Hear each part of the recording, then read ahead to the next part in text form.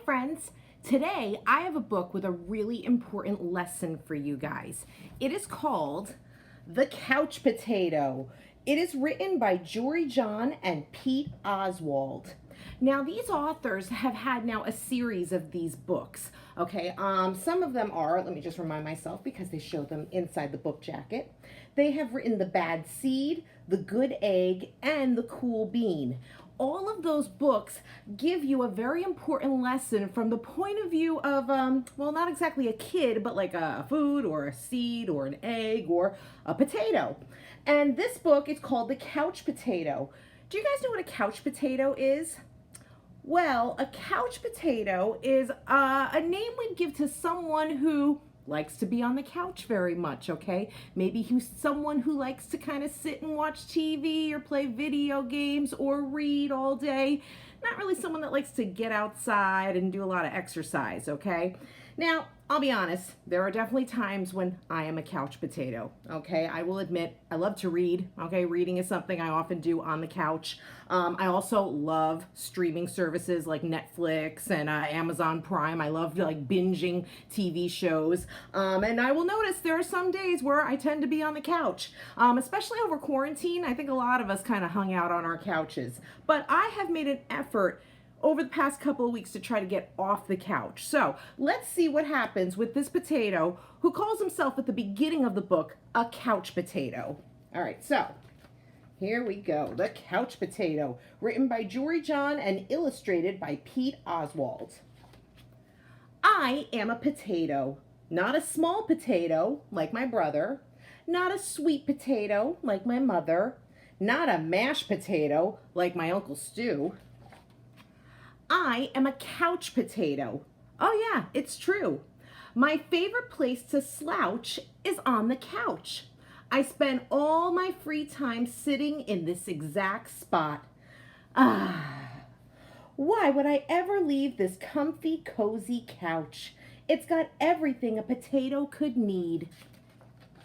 See, I have this, here's a yo-yo, and this video game controller, and one of these, like a paddle thing with a ball, and these headphones, and this popcorn, and that a hat with juice boxes attached to it, and these bunny slippers. Oh, and this! Check it out. This button activates a gadget that fetches me snacks whenever I want. Okay, who would love to have a gadget like this? You just sit on the couch and it brings you, well, look, it brings a milk and this is a cereal. Okay, he doesn't have to leave the couch to eat cereal. Isn't that amazing? Bam! Impressed? And I don't have to move an inch. Much easier than going to the kitchen. I'll tell you guys, I would love one of these gadgets. If the most important thing in life is to be comfortable at all times, then I think I've got it all figured out. But wait, there's more. I haven't revealed the absolute best part about my whole setup. It's everything you see in front of me. Have a look around. Take it all in. Pretty spectacular, huh? Yeah, it's a sea of shimmering screens from wall to shining wall. What joy! What bliss! These screens feature my favorite shows. This screen has all my unanswered messages. These screens are where I play video games. And this screen is a live stream of my friend, my best spud for life. This is how my pals and I spend quality time together. It's much easier than trying to meet up somewhere like folks did back in the old days. That's for sure. And here he's talking to his friend on the screen and he says, "Hey, Spuddy. Hey, Paltato." Now, I know a lot of us, this is how we talked to our friends last year when we were home. But, you know, now that you're back in school or you're going out more, hopefully you don't have to rely on this screen time as much anymore just to talk to your friends. Yes, from this very couch, I can control everything in my life all the time with just a few taps and a couple clicks. Not bad, eh? Yes, sirree, this is the life. At least that's what I thought until the other day. strange happened. There was a knock at the door. It was a delivery. Whoosh! Look, he even gets his packages sent right to his couch. He doesn't even have to leave the couch to get his Amazon packages. Isn't that amazing? It was my newest device, a video camera that would allow me to watch myself react while I was watching all my favorite shows. All I had to do was plug it in and my room, nay, my kingdom, would be complete. But suddenly, phew, everything went dark. Look out! Coming through! Whoops! Oof! Ow! Whoop! I made it to the window. I pulled back the curtains. The sun seemed brighter than I remembered. There was nothing better to do, so I decided to take my dog Tater for a walk outside. It had been a while. Everything was so vivid, like a high-resolution 156-inch curved screen, but even more realistic. Something smelled fresh. After a few moments, I realized that it was the air.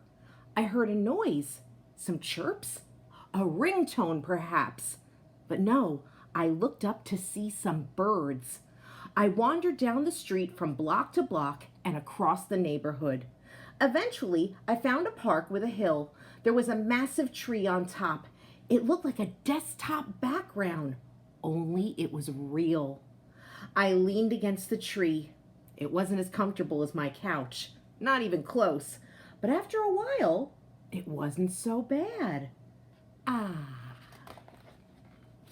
Any worries about the power outage and what I might be missing drifted away. I wasn't thinking about my favorite shows or my unanswered messages or anything else really. I noticed the stillness, the view, the sky, the clouds, the sunset, and those colors, my goodness.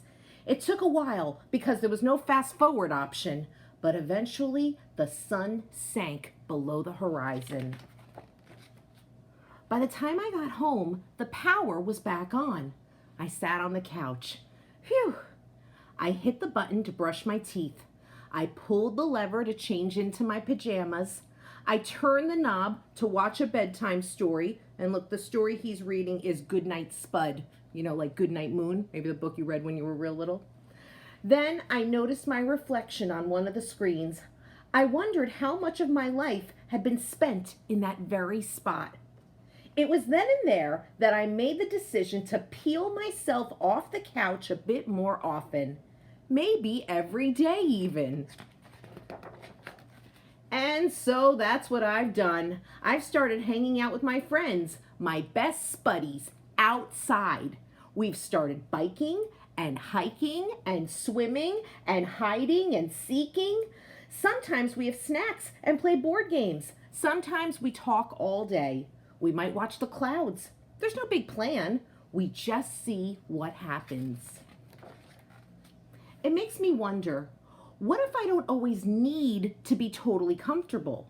What if I'm happier when I have a better balance between my gadgets and the world outside? Because it turns out that I'm much more than just a couch potato. I am an amusing potato. I'm a smart potato. I'm a kind potato. I'm an entertaining potato. And I'm still a sit on a hill and watch the sunset potato. Yes, there's a great big world out there, and I want to be a part of it in person. But don't get me wrong. At the end of a long day, after I've run and played and laughed and talked with my friends, I think it's awfully nice to slouch on the couch. And look, he's reading a book that's called The Catcher in the Fry. Now, that's poking fun at a very famous book that you won't read until high school called Catcher in the Rye, but it's a joke I get, which is kind of funny. And that is the end. All right, friends, so that was the couch potato. Now, I know a lot of us, we can be couch potatoes sometimes, especially over the last year. You know, there wasn't much to do. However, now the weather's getting nice and warm. We've got an awesome summer ahead of us, and I hope a lot of you will start to become less of couch potatoes and more of maybe outdoor potatoes. Okay, I'm going to try it too. All right, you have a wonderful week and enjoy your Memorial Day week.